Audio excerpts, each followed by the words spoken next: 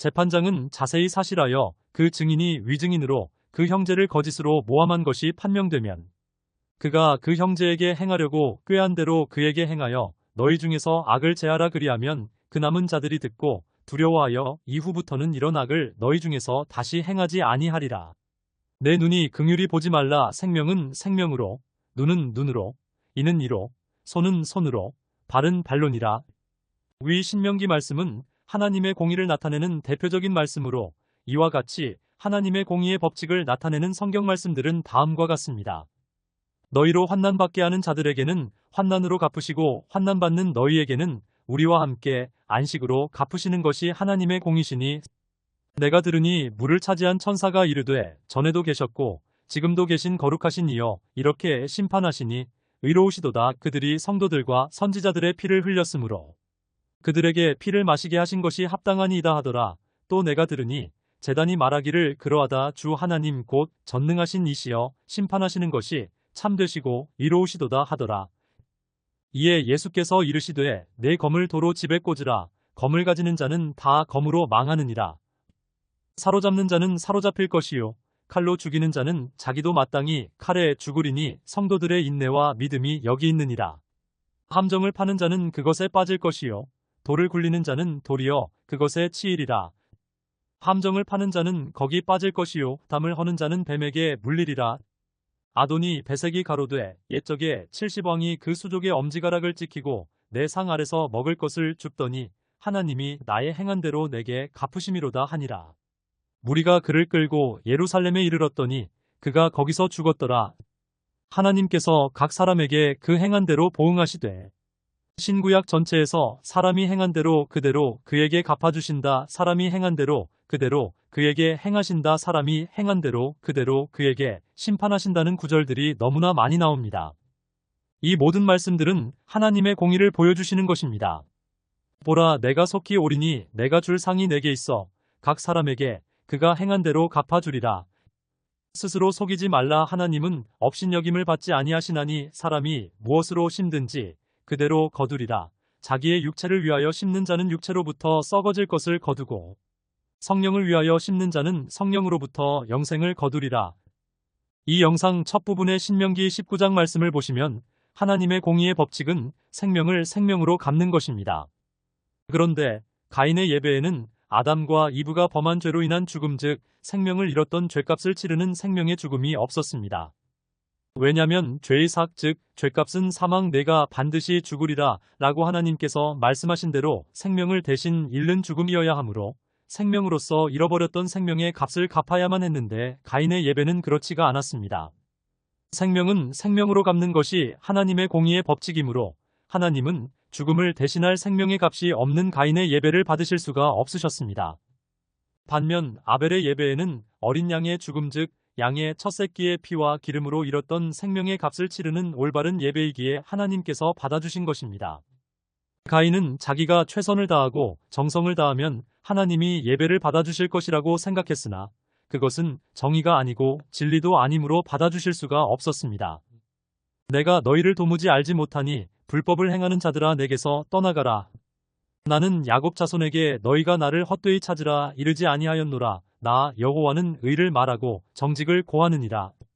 다만 긍휼에 풍성하신 하나님께서 그의 정성에 한 번 더 기회를 주시는 듯한 답변을 해주셨습니다. 그 답변에 가인은 감사를 드리고 말씀해 주신 그대로 다시 올바로 예배를 드려야 했고 동생 아벨에 대한 질투죄를 다스려야 했습니다. 여호와께서 가인에게 이르시되 네가 분하여 함은 어찌됨이며 안색이 변함은 어찌됨이냐. 네가 잘 행하면 내가 너를 받아들이지 않겠느냐. 그러나 내가 잘 행하지 않으므로 죄가 문에 누워있느니라. 가인은 땅의 열매들로 예배를 드렸습니다. 그는 아담과 하와에게 전해 들었던 하나님의 비유 말씀의 참된 속뜻을 몰랐습니다. 즉 그 비유의 말씀의 참된 의미에 대한 계시가 없었는데 그 이유는 그가 하나님을 사실별로 찾지 않았고 자기 마음 내키는 대로 생각나는 대로 대충 하나님의 뜻이겠지 하는 둥 하나님 말씀의 정확무호함에는 영 별 관심이 없었기 때문입니다.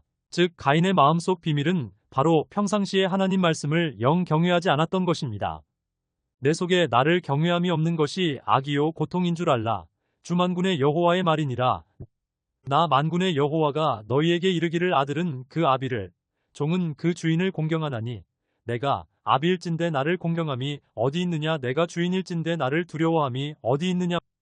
그들이 여호와를 향하여 악을 행하니 하나님의 자녀가 아니요 흠이 있는 사곡한 종류로다. 우매무지한 백성아 여호와께 이같이 보답하느냐. 너 인자야 너의 백성 중 자기 마음에서 나는 대로 예언하는 부녀들을 대면하여 쳐서 예언하여 이르기를 주 여호와의 말씀에 사람의 영혼을 사냥하고자 하느냐. 자기의 마음을 믿는 자는 미련한 자요. 그러나 아벨은 열매라고 부모님에게 전해 들었을 때 하나님을 간절히 찾음으로 인해 그것이 땅의 열매가 아닌 태의 열매 즉 생명인 것을 계시받았습니다. 사람의 생명을 죽일 수는 없었고 그 대신 계시해 주신 그대로 이것은 아브라함이 사람 이삭을 죽이려 했으나 하나님이 친히 어린 양을 준비하신 것과 평행구조임 어린 양을 안수하고 죽여서 그 생명의 값을 치르는 예배를 드렸습니다. 양을 자기 손으로 죽여 그 생명을 뺐을 때 아벨도 가슴이 찢어지는 죽음과 같은 큰 고통을 겪었습니다. 땅의 열매들을 드린 가인의 예배를 만일 하나님께서 받으셨다면 모든 사람을 죽음에 이르게 한 원죄는 아담과 하와가 선악나무라는 종류의 물리적 나무의 열매를 먹은 것이었음을 하나님께서 확증해 주신 것이 되므로 저같이 믿는 사람은 이단 반역자가 되는 게 마땅합니다. 왜냐하면 땅의 열매에는 땅의 열매로 갚아야 하기 때문입니다. 그러나 생명나무와 선악나무는 비유의 말씀임이 분명합니다. 왜냐하면 하나님께서 땅의 열매는 받지 않으시고 대신 태의 열매 즉 생명을 드린 아벨의 예배를 받으셨기 때문입니다. 약간 상수라면 태의 열매인 생명 생산기관의 작동에 관계된 성적 쾌락이라는 영적 열매를 옛뱀과 아담이 각각 이브와 함께 연달아 같이 먹어 생명 즉 태의 열매인 가인과 아벨이란 생명들이 연달아 태어났음이 확증되는 것이며 그것이 바로 하나님께서 동산 중앙에 생명의 나무와 선악의 지식나무도 있더라 하셨던 그 말씀이 사실은 신약의 하나님이신 예수님 말씀과 같은 비유의 말씀임을 확증해 주신 것이 분명합니다. 즉 창세기 2장 8, 9절 여호와 하나님이 동방의 에덴에 동산을 창설하시고 그 지으신 사람을 거기 두시니라. 여호와 하나님이 그 땅에서 보기에 아름답고 먹기에 좋은 나무가 나게 하시니 동산 가운데에는 생명나무와 선악을 알게 하는 나무도 있더라 해서 9절의 앞부분 보기에 아름답고 먹기에 좋은 나무들은 모든 물리적 나무들로서 하나님이 지으신 모든 것이 선하여 감사와 기도로 먹으면 되는 나무들입니다.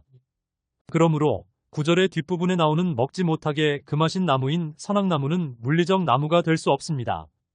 모든 물리적 나무들은 보기에 아름답고 먹기에 좋은 나무들이기 때문에 먹지 못하게 금하신 금단의 나무는 논리상 물리적 나무가 될 수 없습니다. 혼인을 금하고 음식물을 폐하라 할 터이나 음식물은 하나님이 지으신 바니 믿는 자들과 진리를 아는 자들이 감사함으로 받을 것이니라.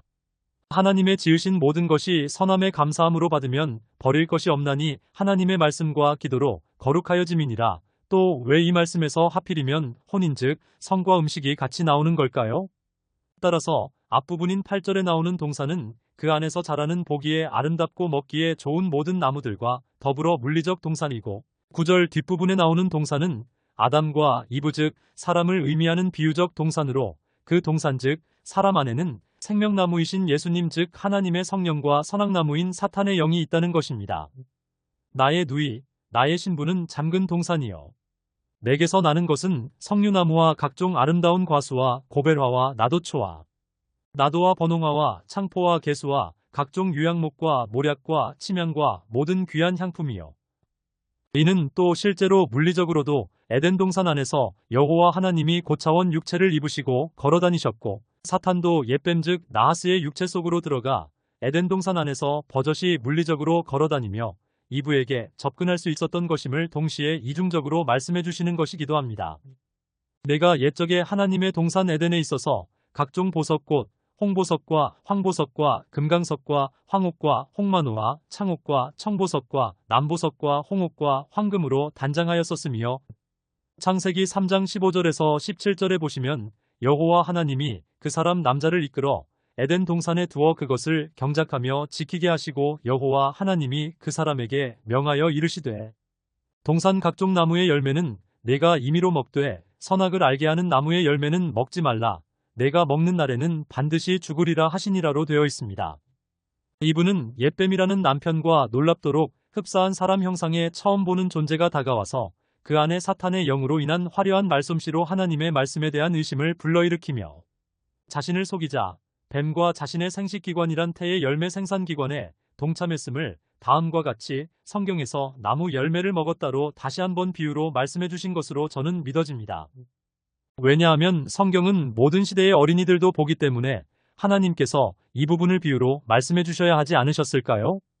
인간 아버지도 어린 자녀들이 자신들이 어떻게 태어났냐고 물으면 직접적 표현보다 비유적 표현으로 설명해야 할 만큼 예민한 부분입니다. 왜 자녀들이 태어나는 축복의 과정을 말하기가 어째 좀 부끄럽고 남사스러워지는 모순이 발생했을까요? 그 이유 역시 이 부분이 원죄에 관계되었다는 실제적인 증거로 보입니다. 여자가 그 나무를 본즉 먹음직도 하고 보암직도 하고 지혜롭게 할 만큼 탐스럽기도 한 나무인지라 여자가 그 실과를 따먹고 그런데 이브가 봤을 때 그 나무로 표현된 옛뱀이 보기에 좋고 먹기에 좋아 보이는 나무라고 마치 보기에 좋고 먹기에 좋은 물리적 나무들처럼 하나님께서 표현해 주신 것은 관심 없는 자들에게 숨기시기 위한 목적 이외에도 계속 태어날 어린 세대들도 읽어야 하는 성경에 너희들의 최초 어머니가 자기 남편인 너희들의 최초 아버지 아담 말고 다른 남자가 잘생겨 보이고 보암직하고 동침하기 좋다 먹음직하다라고 느껴서 그걸 저질렀다라고 직접적으로 말씀하시기에는 민망하셔서도 그렇게 비유로 말씀하지 않으셨을까요? 지금 내 마음이 민망하니 무슨 말을 하리요? 10부에서 계속됩니다.